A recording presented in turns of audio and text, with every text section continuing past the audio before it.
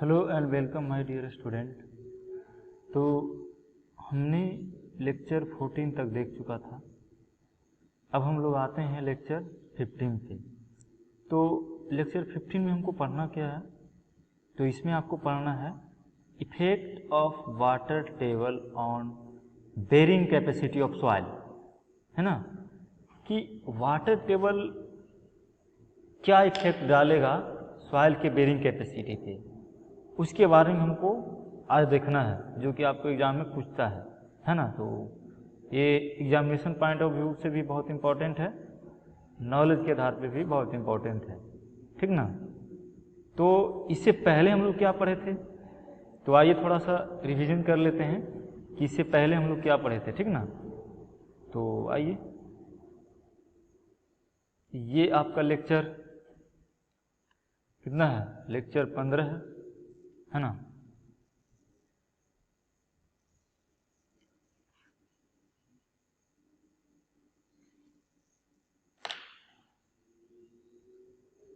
ये हम लोग इसमें पढ़े थे, लेक्चर 14 में पढ़े थे कि बेरिंग कैपेसिटी ऑफ सॉइल जो है ओनली सॉइल का प्रॉपर्टी नहीं है, ठीक है। It is also property of structure, footing, क्या है कि नहीं, है ना। सॉइल जो आपका है, मतलब ये बेरिंग कैपेसिटी सॉइल का जो है, वो सॉइल का सिर्फ प्रॉपर्टी नहीं है, वो स्ट्रक्चर का, फाउंडेशन का भी, यानी कि साइज एंड शेप पे भी डिपेंड करेगा। कौन डिपेंड करेगा? बेरिंग कैपेसिटी ऑफ सॉइल, क्या करेगा ना। तो यही हम लोग देखे थे कि अगर मेरा फुटिंग का साइज स्क्वायर हो तो बेरिंग कैपेसिटी में क्या असर पड़ेगा?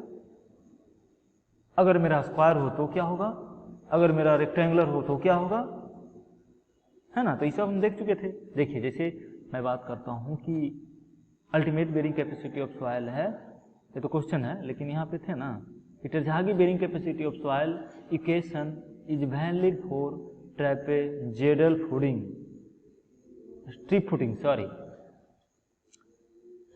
इटरजागी बेरिंग कैपेसिटी ऑफ सॉइल किसके लिए वैलिड है? ओनली फॉर स्ट्रिप फुटिंग के लिए, है कि नहीं? बोलिए। अरे स्कूल पढ़ते हो, वही थोड़ा पढ़ दिए, क्या हो गया? If shape of a footing, ये इंग्लिश का डिमेरिट है। If the shape of footing different then modification of under this, यही कि अगर आपका स्ट्रक्चर क्या है, स्क्वायर है और क्या है, सर्कुलर है, ट्रेपेजियम है, ये रेक्टेंगल है, तो आपका bearing capacity of soil change कर जाएगा। चेंज करेगा कि नहीं? चेंज करेगा, क्योंकि सॉइल के प्रॉपर्टी पे तो डिपेंड करता ही है कौन? Ultimate bearing capacity of soil, और साथ में साथ स्ट्रक्चर के शेप एंड साइज पे भी डिपेंड करता है। ओके, हाँ। तो अब हम लोग लेक्चर 15 में आते हैं कि देखिए, अगर आपका फुटिंग क्या है, स्क्वायर है, तो bearing capacity of, net bearing capacity of soil जो हो जाता था 1.3 CNC QNQ - 1 to 0.3 gamma in gamma into width of foundation, ठीक, हाँ। तो इस प्रकार रेक्टेंगुलर के लिए क्या होता था? तो रेक्टेंगुलर के लिए होता था 1 + 0.3 B/L। L is the what? L is the length of the footing, B is the width of footing, NC NQ N gamma A है बेरिंग कोफिशिएंट फैक्टर, ठीक। ये सब का वैल्यू आपको गिवन रहेगा, कंफ्यूजन नहीं होना इसमें।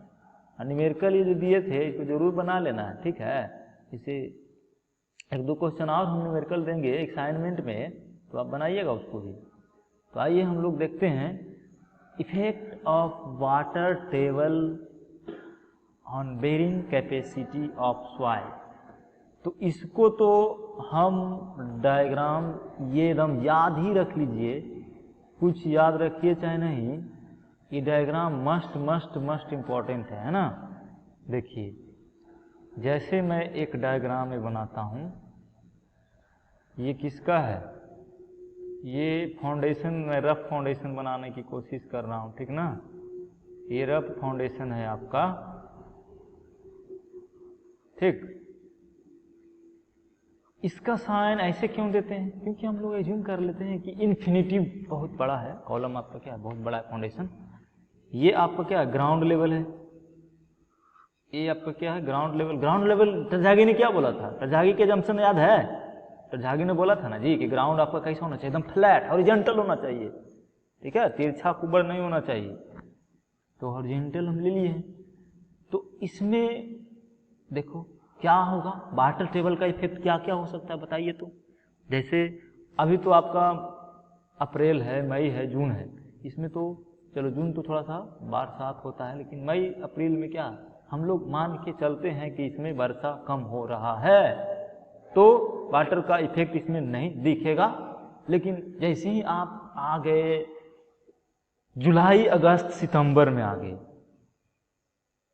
तो इस सब में तो वाटर, रेन सीजन है ना, रेनी सीजन है, तो इसमें बारिश काफी होगा, है होगा ना।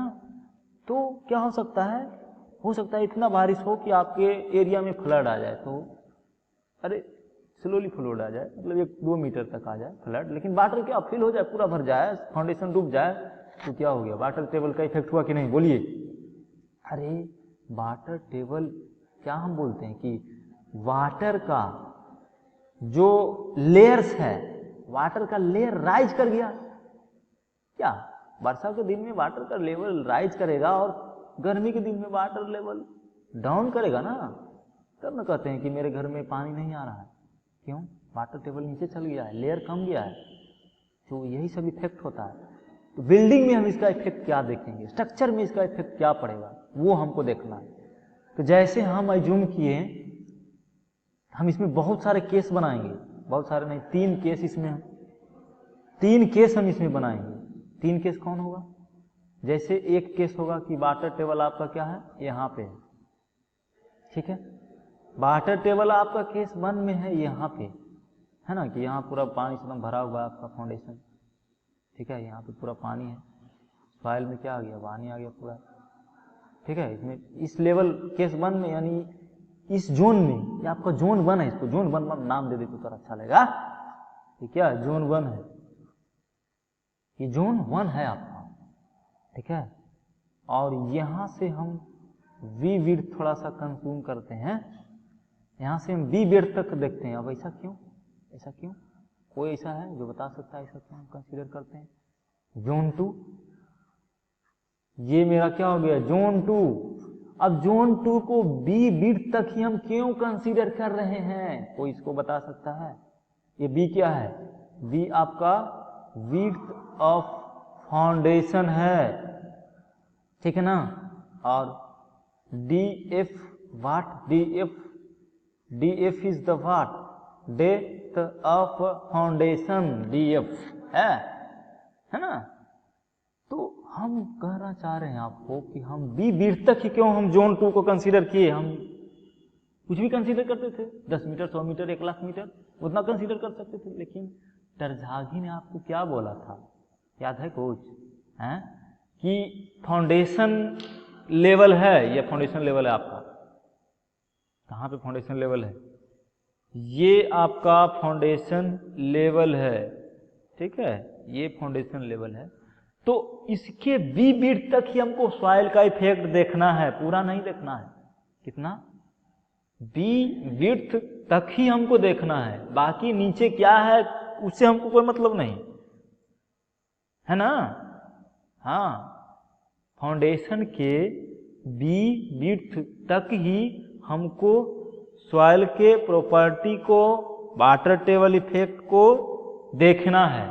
उसके नीचे क्या है क्या नहीं है उससे हमें कोई लेना देना नहीं है, समझ रहे हो। हाँ, तो एक बार हम एज्यूम करेंगे कि वाटर टेबल, अरे भाई देखो बरसात दिन हुआ, ये बरसात के समय आया ना जी, अब क्या हो गया, बरसात से कभी तो गर्मी आएगा, क्या बरसाते रह जाएगा हर दिन? नहीं नहीं, ऐसा नहीं होगा। क्या अपना बिहार में हर दिन बरसाते रहता है? नहीं ना, और मैक्सिमम 2-4 महीना हो जाता है, वो भी किसान को रुला देता है, कहीं पे ज़्यादा कहीं पे कम हो जाता है, बोलिए है कि नहीं। तो क्या होगा कि वर्षा सीजन में तो ठीक है, फाउंडेशन आपका डूबा हुआ है, पानी से पूरा भरा हुआ है, लेकिन जैसे ही हम बरसात से ठंडा में गए, ठंडा से गर्मी की ओर जा रहे हैं, तो वाटर टेबल धीरे धीरे मेरा क्या हो रहा है, घट रहा है ना। हो तो ना एक समान वाटर टेबल हर दिन, ठीक है ना, क्या होता है एक समान, है ना, वही, ठीक है। तो अब वाटर टेबल घटा, अब यहाँ पे आ गया जोन 2 में वाटर आ गया, जोन 1 से घट गया मेरे भाई, जोन 1 से घट गया वाटर टेबल, जोन 2 में आ गया, जोन 2 में वाटर टेबल आ गया। तो इसमें बेरिंग कैपेसिटी पे क्या इफेक्ट डालेगा कि नहीं डालेगा? बिल्कुल डालेगा, बहुत डालेगा, बिल्कुल बिल्कुल डालेगा। तो ठीक है, फिर और गर्मी आ गया, अब पीक पे हम पहुंच गए हैं, गर्मी कहाँ पे पहुंच गया, पीक पे। हो सकता है सुखाड़ घोषित कर दे, तो बहुत नीचे चला है वाटर टेबल आपका, यहाँ चला है वाटर टेबल, एकदम डाउन कर गया आपका वाटर टेबल, यहाँ पे एकदम चला है। ये नोटेशन है किसका? वाटर टेबल का नोटेशन है। हाँ, ये क्या है? वाटर टेबल का नोटेशन है। इसको ट्रायंगल, उल्टा ट्रायंगल, इस पे कंफ्यूज मत करना मेरे। हाँ, ये उल्टा ट्रायंगल है, जो वाटर का नोटेशन है, वाटर का नोटेशन है। इसका अर्थ है कि वहां पे वाटर टेबल है, वाटर लेवल है वहां, ठीक है। तो हमने जोन डिसाइड कर लिया, ये आपका जोन कौन सा हो जाएगा? जब इसमें आपका वाटर आ जाएगा ना, तो ये आपका जोन कौन सा होगा? जोन 3 होगा। जोन कौन होगा? जोन 3 होगा, ठीक। जब इस जोन में वाटर टेबल आ जाएगा बी बिर्थ से नीचे, अब जोन बोलोगे कि सर जोन 3 किसको माने हैं, तो बी बिर्थ के नीचे जोन 3 है आपका, और फाउंडेशन लेवल से ऊपर ग्राउंड तक जोन 1 है, ठीक है। यही तीनों में इफेक्ट आपका वाटर टेबल का ज़्यादा होगा। आप बोलिएगा कि सर हम ऊपर भी तो ले सकते हैं, ऊपर कहाँ ले सकते हैं वाटर टेबल का इफेक्ट? यहाँ पे भी तो ले सकते हैं, तो लीजिए ना, कौन रोका है आपको? कोई रोका है नहीं ना। लेकिन क्या होगा, इसमें कोई फर्क नहीं पड़ने वाला है फाउंडेशन पे आपका, क्योंकि यहाँ तक वाटर है जितना इतना तक वाटर है, तो यहाँ तक पहुँच गया ना, तो सेम इफेक्ट होगा, इसके बाद कोई इफेक्ट नहीं होगा, ठीक है। ये सब हम देखेंगे। तो चलिए हम लोग केस 1 बनाते हैं। अब सब चीज़ फिर से हम इसको क्या करते हैं, डिलीट करके फिर से हम बनाते हैं, ठीक है। तब आपको अच्छा से समझ में आएगा। इसको डिलीट करके फिर से मैं एक आपका फाउंडेशन बनाता हूँ, ठीक है, और डिफरेंट जोन में हम वाटर टेबल को रख के केस बनाएंगे, ठीक है। और बेरिंग कैपेसिटी ऑफ सॉइल का क्या इफेक्ट आएगा वो देखेंगे। क्या कोई दिक्कत नहीं ना? चलिए, ये मैं फाउंडेशन बनाने की कोशिश कर रहा हूँ, है ना। ये आपका फाउंडेशन है, ये आपका क्या है? फाउंडेशन है ना, ये आपका फाउंडेशन है। ये आपका हो गया क्या? ग्राउंड लेवल हो गया। यहाँ से यहाँ तक क्या है? इंफिनिटिव है, बहुत सारे लंबा है आपका, कॉलम ऊपर चल गया। तो हम देखो बी बिट तक ही कंसीडर करेंगे। कहाँ तक? बी बिट तक ही कंसीडर करेंगे। इसके नीचे क्या है क्या नहीं उसे हमको मतलब नहीं है। तो अज्यूम कर लेते हैं कि बहुत आपका सीजन क्या है? गर्मी का सीजन है, ठीक है। सीजन आपका कैसा है? गर्मी का सीजन है। इसमें मैथमेटिकल पोर्शन है, थ्योरी कुछ है ही नहीं, मैथमेटिकल ही पोर्शन है, इफेक्ट ऑफ वाटर टेबल। इसमें लिखने वाला पोर्शन मैं बोलूंगा वो आप लिख सकते हो, ठीक है, ज्यादा कुछ कर सकते हो। तो हम लोग इसको जोन क्या माने थे? जोन 3 माने थे। तो हमने एज्यूम कर लिया कि वाटर टेबल मेरा यहाँ पे है। देखो यहाँ से नीचे कहीं पे वाटर इफेक्ट लोगे तो सेम होगा, ठीक है। यहाँ से नीचे कहीं पे वाटर टेबल लोगे तो सेम होगा। यहाँ पे भी तुम इवन यहाँ पे भी ले सकते हो, सेम होगा, ठीक है। हर जगह वाटर टेबल यहाँ पे लो, सब सेम कंडीशन आएगा। तो हमने कंसीडर किया कि इफेक्ट ऑफ वाटर टेबल मेरा कहाँ पे है, जोन 3 में है। यहाँ पर का यूनिट वेट ऑफ सॉइल जो है हम एज्यूम कर लिए गामा 1। यहाँ पर का जो यूनिट वेट सॉइल है उसको हम कंसीडर कर लिए गामा 2। यहाँ पे जो सॉइल है उसका यूनिट वेट हम कंसीडर कर लिए गामा 3। ठीक है, अब बताइए बेरिंग कैपेसिटी ऑफ सॉइल, पहले मैं उसका अल्टीमेट यानी कि net ultimate bearing capacity of soil का टरझागी ने जो इक्वेशन दिया था मैं इसको पहले लिखता हूँ। तो क्या था टरझागी equation, Q is equal to CNC plus NQ into Q था। अब इसमें थोड़ा सा कंफ्यूजन क्रिएट हो जाएगा तो इसको थोड़ा सा मॉडिफाई करता हूँ। अरे और हो गया जाए तो फिर से लिखना होगा, चलिए कोई दिक्कत नहीं, मैं डायग्राम बनाने में कभी नहीं पीछे हटूंगा, आपको थोड़ा समझने में परेशानी ना हो इसलिए मैं फिर से डायग्राम बनाऊंगा, ठीक है ना। लेकिन आप लोग पढ़िए, ठीक है। तो बी विड्थ तक ही हम इसको देखेंगे इफेक्ट वाटर टेबल का। तो हमने एज्यूम कर लिया यहाँ बी विड्थ तक ही हम देखेंगे। यहाँ पे एज्यूम कर लिया कि वाटर टेबल मेरा यहीं पे है ना। तो इसका हमने यूनिट वेट ऑफ सॉइल जो माना था वो गामा 3 था, यहाँ पे गामा 2 था कि नहीं, यहाँ पे गामा 1 था। तो हमने जो बेरिंग कैपेसिटी ऑफ सॉइल पढ़ा था टरझागी इक्वेशन एजम्पशन के साथ, क्या दिए थे टरझागी साहब ने, ultimate bearing net ultimate bearing capacity of soil Q equal to क्या दिए थे, CNC प्लस QNQ। अभी सब बताता हूँ Q क्या है, फिर भी नहीं जानते हो भूल गए हो तो देखो क्या है QNQ ये सब, plus half V gamma N gamma. अब ये सब N गामा गामा ये क्या लिख दिए सर, हमको समझ में कुछ नहीं आता है, हैं? क्या लिख देते हैं आप, ऐसे झूठ मूठ के लिखते रहते हैं, कुछ समझ में आ रहा है थोड़ा हमको। आप खाली इसे लाल पेन से लेके रगड़ रहे हैं, के रगड़ रहे हैं ना, समझ में थोड़ा आ रहा है। तो ये आपका क्या है, डेप्थ ऑफ फाउंडेशन है, ये विड्थ ऑफ फाउंडेशन है। तो देखिए हम रगड़ नहीं रहे हैं, रगड़ने का अर्थ क्या है, आपका तकदीर रगड़ा रहा है, ठीक है।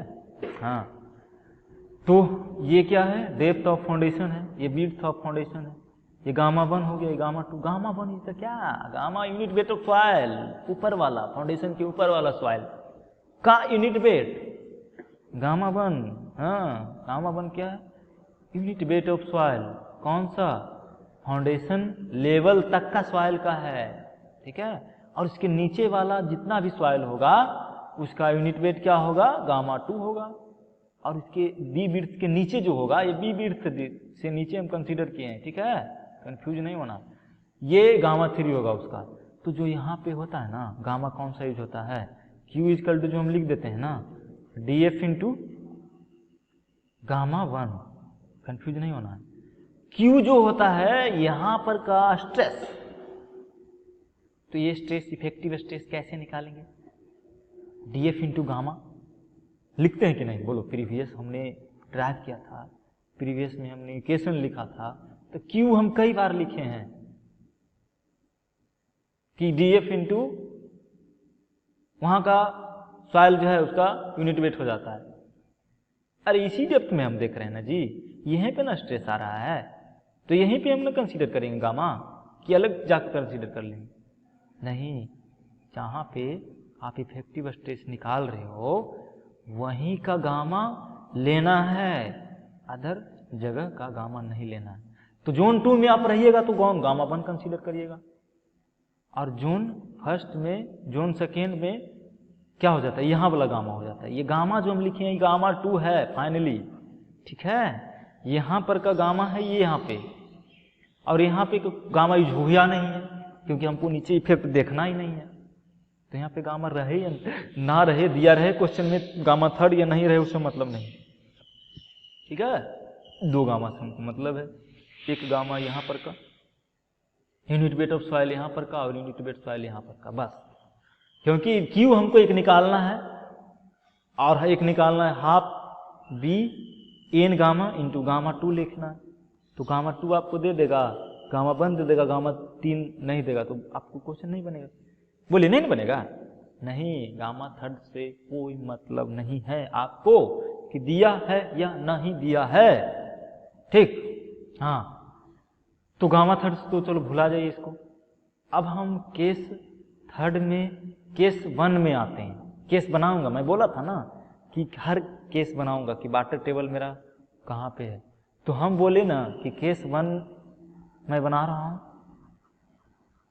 केस 1 आपका जब water table below the ground B width पे, फाउंडेशन लेवल से नीचे बी विड्थ पे है, ठीक ना।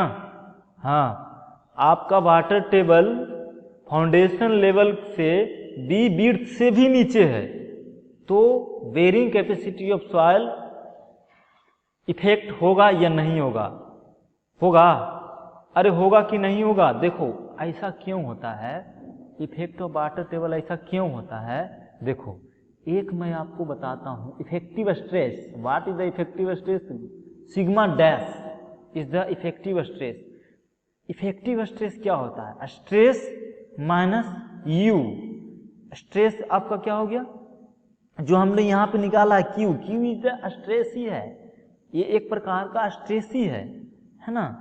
तो ये स्ट्रेस ही है। और इफेक्टिव स्ट्रेस क्या है कि उसमें से हम वाटर टेबल को घटा देंगे तो ये क्या आएगा? इफेक्टिव स्ट्रेस आएगा। मतलब एक्चुअल स्ट्रेस उस पर जो आ रहा है वो निकल के आ गया। इफेक्टिव इफेक्ट कितना डालेगा उस स्ट्रेस कोई पॉइंट पे, वही है आपका इफेक्टिव स्ट्रेस। तो यू आपका हो गया पोर वाटर प्रेशर, है ना। हम कहीं भी जिक्र किए होंगे, जरूर जिक्र किए होंगे यू का, जिसको हम लोग पोर वाटर प्रेशर बोलते हैं। यू को क्या बोलते हैं? पोर वाटर प्रेशर। सिग्मा को क्या बोलते हैं? Total stress. टोटल स्ट्रेस, ये सिग्मा क्या है आपका? Total stress. तो सिग्मा डैश कहीं पे आपको लिखने को कहा जाए तो लिखना है आपको sigma dash is equal to sigma minus u, where sigma dash is effective stress of soil, sigma is total stress of the soil, u is the pore water pressure. और पोर वाटर प्रेशर हम लोग कैसे निकालते हैं? तो stress तो निकालते हैं कि यूनिट वेट हो गया सॉइल का, और कितना हाइट पे सॉइल आपने कंसीडर कर रखा है वो, जैसे मैंने यहाँ पे निकाला ना जी। अरे इस क्यू को आप कुछ देर के लिए सिग्मा भी मान सकते हो। मैंने क्या बोला कि एक सिंप्लिसिटी के लिए क्यू मान लेते हैं, जो कि इफेक्टिव ये स्ट्रेस ही है। क्यू क्या है? एक स्ट्रेस ही है। तो एक मैं सिंप्लिसिटी के लिए क्यू मान लिया, एन गामा है वहां पे, एन क्यू है ना, इसलिए तो वो सिग्मा ही है, यानी कि स्ट्रेस ही है। तो स्ट्रेस आपका हो सकता है क्या? इफेक्टिव स्ट्रेस भी, टोटल स्ट्रेस भी। तो इफेक्टिव स्ट्रेस कहाँ पे जनरेट होगा? जहाँ पे आपका क्या होगा? वाटर टेबल होगा। वाटर जहाँ पे आ जाएगा वहाँ पे इफेक्टिव स्ट्रेस का कंसेप्ट आ जाएगा। अब जहाँ पे वाटर टेबल नहीं है तो क्या इफेक्टिव स्ट्रेस में कोई चेंजेज होगा? नहीं होगा। अगर वाटर टेबल आपका जीरो है, यू इक्वल टू जीरो हम बोल दिए, पोर वाटर प्रेशर आपका जीरो हो गया, तो इफेक्टिव स्ट्रेस कितना हो गया? टोटल स्ट्रेस के बराबर हो गया। हुआ कि नहीं? अरे ये कुछ इसमें घटा ही नहीं, तो जितना स्ट्रेस हुआ उतना ही इफेक्टिव स्ट्रेस हुआ ना। तो sigma dash equal to sigma when u equal to zero, no pore water pressure. किसी कंडीशन पे पोर वाटर प्रेशर नहीं है, यानी कि वहाँ पे वाटर टेबल नहीं है, तो पोर वाटर प्रेशर जीरो होगा। और पोर वाटर प्रेशर होता क्या है? तो height into unit weight of water. Unit weight of water सब जानते हो, सब जानते हो। यूनिट वेट ऑफ वाटर हमने डिस्कस किया था यूनिट 1 में ही, ऑफलाइन क्लास में ही हम डिस्कस कर चुका था आपको। सॉइल का बेसिक ले लिए हैं आपने ऑफलाइन में ही। तो आपको यू लिखना है ना जी, तो यू लिखना है gamma W into height of water, water table का हाइट, ठीक है। एच क्या है? वाटर टेबल का हाइट, है ना। तो गामा डब्लू आप लोग जानते हैं ना कितना होता है? 9.81 kilo newton per metre cube. Unit weight होता क्या है? किसी को मालूम नहीं ना है? Newton, kilo newton per metre cube, force upon volume, ठीक है। हाँ वही अरे यूनिट से भी तो ध्यान करो। तो पोर वाटर तो लिख लेंगे जहां भी आएगा, इस पर क्वेश्चन भी हम लिख लेंगे हर केस में कि वाटर टेबल, लेकिन उसके लिए पैसेंस चाहिए आपको। 2 घंटा का भी वीडियो बन सकता है उस पर। अगर न्यूमेरिकल हम ले लिए 2 घंटा के, काफ़ी 5-6 पेज में जा सकता है, लॉन्ग क्वेश्चन 20 नंबर का, ठीक है। हाँ, तो हम बात कर रहे थे कि वाटर टेबल आपका जोन 3 में है। ये है ना जोन 3 जी, जोन 3 कौन है? ये है, ये आपका जोन 3 है। तो हमने केस में क्या, केस 1 में माना कि water table at zone 3। Water table आपका कहाँ है? वाटर टेबल आपका जोन 3 में है। तो ultimate net ultimate bearing capacity of soil जो होगा, पहले अल्टीमेट ही निकाल लेते हैं, तो अल्टीमेट निकाल भी लेंगे। अरे अल्टीमेट निकल जाएगा तो नेट भी निकल जाएगा ना। नेट में क्या करना पड़ता है? DF into gamma. अरे डीएफ इंटू क्या, क्यू से घटाना पड़ता है ना। डीएफ इंटू गामा टी से, ये वाला है सॉइल, ऊपर वाला फाउंडेशन के ऊपर वाला सॉइल से घटाना पड़ता है, ये वाला, ठीक है। तो केस 1 में हम लोग देखते हैं। देखिए केस 1 में क्या था कि वाटर टेबल जब वी विड्थ से नीचे है तो हमने लिखा था आपका ultimate bearing capacity of soil कितना, CNC plus NQ into q plus half V gamma N gamma, ये गामा 2 इसको लिख दो। Q का वैल्यू क्या हो जाएगा? Q का वैल्यू हो जाएगा DF इंटू क्या, Q का वैल्यू क्या हो जाएगा? DF इंटू गामा 1 हो जाएगा ना। हाँ, Q का वैल्यू DF इंटू गामा 1 हो जाएगा। तो कोई इफेक्ट पड़ रहा है क्या वाटर टेबल का? कोई इफेक्ट पड़ रहा है यहाँ पे? आइए ना, कोई इफेक्ट पड़ रहा है? नहीं ना, वाटर टेबल यहाँ पे कोई इफेक्ट नहीं पड़ रहा है। अरे जोन 3 में है ना वाटर टेबल, यहाँ पे है ही नहीं। तो हम जो आपका स्ट्रेस होगा, इफेक्टिव स्ट्रेस टोटल स्ट्रेस के बराबर होगा, कोई इफेक्ट ही नहीं पड़ेगा। तो जोन 3 में अगर आपका वाटर टेबल है तो जैसा आपका बेरिंग कैपेसिटी था वैसा ही रहेगा, कोई चेंजेज नहीं आएगा। बेरिंग कैपेसिटी अब सॉइल में no changes when water table in zone 3, ठीक है। तो यहाँ पे लिखना, मैं बोल देता हूँ, लिखना तुम कि when water table is present in a zone 3 ultimate bearing capacity of soil is not affected, ठीक है। कि वाटर टेबल है ना, वाटर टेबल आपका किस में है? वाटर टेबल आपका किस में है? कि वाटर टेबल आपका जोन 3 में है, ठीक है ना। वाटर टेबल आपका कहाँ पे है? जोन 3 में है। तो ultimate bearing capacity of soil जो है QU, उस पर कोई इफेक्ट नहीं पड़ेगा। जो टरझागी इक्वेशन जो दिए थे वही इक्वेशन रहेगा, वही से हम बेरिंग कैपेसिटी ऑफ सॉइल निकाल सकते हैं, ठीक है। तो हम लोग जोन 1 देख लिए थे। अब हम लोग नेक्स्ट लेक्चर में हम लोग देखेंगे जोन 2 में वाटर टेबल अगर राइज कर जाता है, मतलब कि गर्मी के समय है, अब गर्मी से बरसात आएगा, है ना, फिर बरसात से ठंडा, फिर वाटर टेबल घटेगा। तो डिफरेंट सिचुएशन में हम लोग देखते हैं। तो हमने इस गर्मी का सीजन का देख लिया कि वाटर टेबल जोन कहाँ पे था? 3 में था, एकदम वाटर टेबल घट गया है, तो वहाँ पर क्या हम देख लिए, ठीक है ना। अब जोन हम सेकेंड में देखेंगे या फर्स्ट में देखेंगे कि वहाँ तक वाटर टेबल राइज कर जाता है तो बेरिंग कैपेसिटी ऑफ सॉइल जो है इफेक्ट होगा कि नहीं? बिल्कुल होगा, क्योंकि गामा इफेक्ट हो जाएगा, आपका bearing capacity of soil effect हो जाएगा। और गामा इफेक्टेड हो गया तो स्ट्रेस भी इफेक्ट हो जाएगा, वहाँ पे इफेक्टिव स्ट्रेस का कंसेप्ट आ जाएगा, है ना। तो चलिए इस लेक्चर को यहीं पे फिनिश करता हूँ। मैं फिर आपसे मिलूँगा नेक्स्ट लेक्चर में, तब तक के लिए बाय बाय, थैंक यू, ठीक है। तो लेक्चर 16 में हम लोग देखेंगे दोनों केसेस कि जब वाटर टेबल मेरा राइज हो जाएगा, कहाँ पे राइज हो जाएगा? जोन 1 में, जोन 2 में। तो क्या होगा आपका बेरिंग कैपेसिटी ऑफ सॉइल, वो देखना है। ठीक है, थैंक यू, है ना। तो इसको मिनिमाइज करेंगे तभी ये थैंक यू होगा, ऐसा नहीं थैंक यू। ठीक है।